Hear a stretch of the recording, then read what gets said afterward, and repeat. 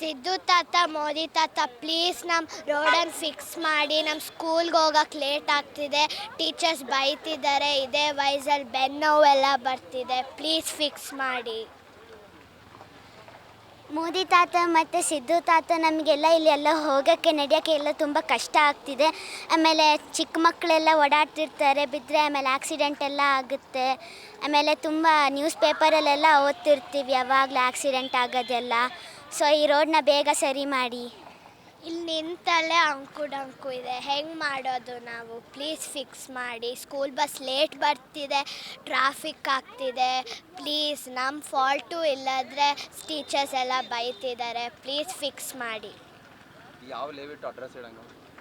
Kanakapura layout. ನಮ್ಮ school Bannerghatta ಇಲ್ಲಿದೆ. Already ತುಂಬ ದೂರ ಇದೆ, ಆದರೂ ಇಷ್ಟು ಜಾಮ್ ಎಲ್ಲ ಆದರೆ ಲೇಟ್ ಆಗುತ್ತೆ, ಅಲ್ಲೇ ಬೈತಾರೆ. ನಮ್ಮ ಹಾಫ್ ಸ್ಕೂಲೆಲ್ಲ ಮಿಸ್ ಆಗುತ್ತೆ. ಇವಾಗ ಎಕ್ಸಾಮು ನಡೀತಿದೆ, ರಿವಿಷನ್ ಎಲ್ಲ ಇರುತ್ತೆ. Okay, thank you. ನಿನ್ನ ಹೆಸರು ಪುಟ್ಟಿ? ಸಿಂಚನ. ನಿನ್ನ ಹೆಸರು ಪುಟ್ಟಿ? ಕೃಪಾ. ಹೇಳಪ್ಪ, ನೀನು ಹೇಳಕ್ಕೆ ಬಂದಿದ್ಯಾ? ಕೈ ಬಿಡು. ಅದು ನಾನು ಸ್ಕೂಲಿಂದ ಬರ್ತೀನಲ್ಲ, ಫುಲ್ಲು ಬಸ್ ಶೇಕ್ ಆಗ್ತಿರುತ್ತೆ ಇದರಿಂದ.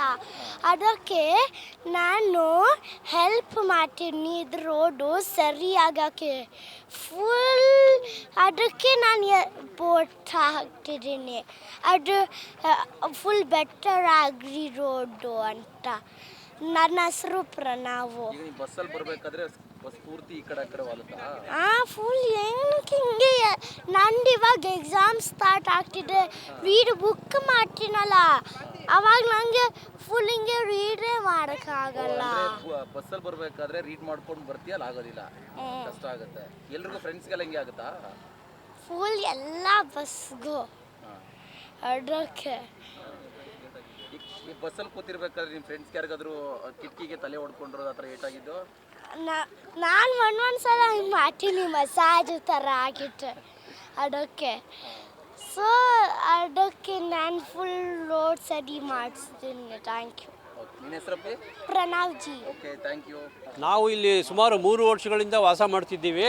ಇಲ್ಲಿ ಸುಮಾರು 10,000 ಜನ ಜೀವನ ನಡೆಸ್ತಾ ಇದ್ದಾರೆ. ಇಲ್ಲಿ ಮೇಯ್ನ್ ರೋಡಿಂದ 3/4 ಕಿಲೋಮೀಟ್ರ್ ಒಳಗಡೆಗಿದೆ ನ್ಯಾಯಾಂಗ ಬಡಾವಣೆ. ಆದರೆ ಈ ನ್ಯಾಯಾಂಗ ಬಡಾವಣೆ ಅನ್ನೋ ಹೆಸರು ನಾವು ನೋಡಿಬಿಟ್ಟು ಇಲ್ಲಿಗೆ ನಾವು ಅಪಾರ್ಟ್ಮೆಂಟ್ ತೊಗೊಂಡು ಇಲ್ಲಿ ಬಂದಿದ್ದೀವಿ. ಆದರೆ ಇಲ್ಲಿನ ಒಂದು ವ್ಯವಸ್ಥೆ ನೋಡಿದ್ರೆ ತುಂಬ ಬೇಜಾರಾಗುತ್ತೆ. ನೀವು ಇವತ್ತೇ ಮನೆ ಖಾಲಿ ಮಾಡ್ಕೊಂಡು ಹೋಗೋಣ ಅನ್ನೋಷ್ಟು ಬೇಜಾರಾಗುತ್ತೆ. ರೋಡುಗಳು ಯಾವುದೂ ಸರಿ ಇಲ್ಲ. ರಾತ್ರಿ ಹೊತ್ತು ಹೆಂಗಸರೊಬ್ಬರು ಧೈರ್ಯವಾಗಿ ಈ ರೋಡಲ್ಲಿ ಯಾರೂ ಬರೋಕ್ಕಾಗಲ್ಲ. Most of the people they are all IT people. ಎಲ್ಲ ಫ್ಯಾಕ್ಟ್ರಿಗಳಿಗೆ ಅಲ್ಲಿ ಇಲ್ಲಿ ಎಲ್ಲ ಹೋಗ್ತಾರೆ. ಅವ್ರು ಬರಬೇಕಾದ್ರೆ ರಾತ್ರಿ ಹೊತ್ತು ಇಲ್ಲಿ ಸ್ಟ್ರೀಟ್ ಲೈಟ್ಸ್ಗಳಿಲ್ಲ. ಆಮೇಲೆ ರೋಡುಗಳೆಲ್ಲ ಹಳ್ಳಗಳು ಬಿದ್ದೋಗ್ಬಿಟ್ಟಿದೆ.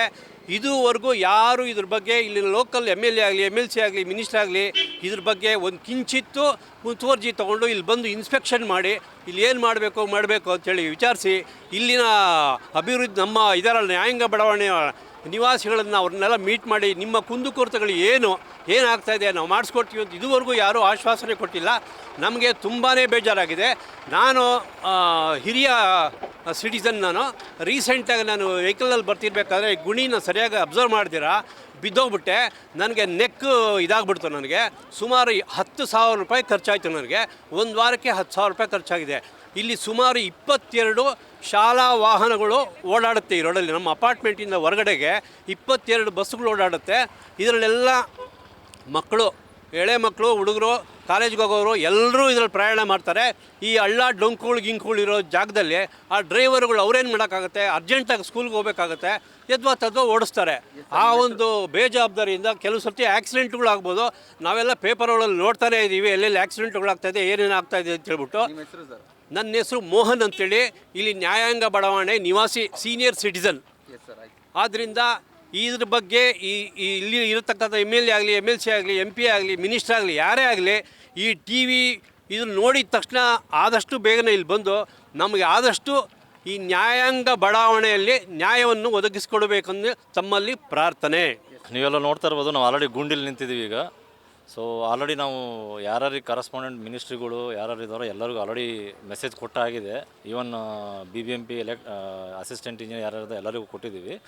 ಈ ಮೂಲಕ ನ್ಯೂಸ್ 1 ಮಾಧ್ಯಮದ ಮೂಲಕ ಎಲ್ಲ MP ಗಳಿಗೆ MLAಗಳಿಗೆ ಯಾರು ಈ ಕ್ಷೇತ್ರಕ್ಕೆ ಸಂಬಂಧಪಟ್ಟವರಿದ್ದಾರೋ ಆದಷ್ಟು ಬೇಗ ಈ ಗುಂಡಿ ಮುಚ್ಚಬೇಕಾಗಿ ನಿಮ್ಮಂತ ವಿನಂತಿಸ್ಕೊಳ್ತೇನೆ. ಧನ್ಯವಾದಗಳು.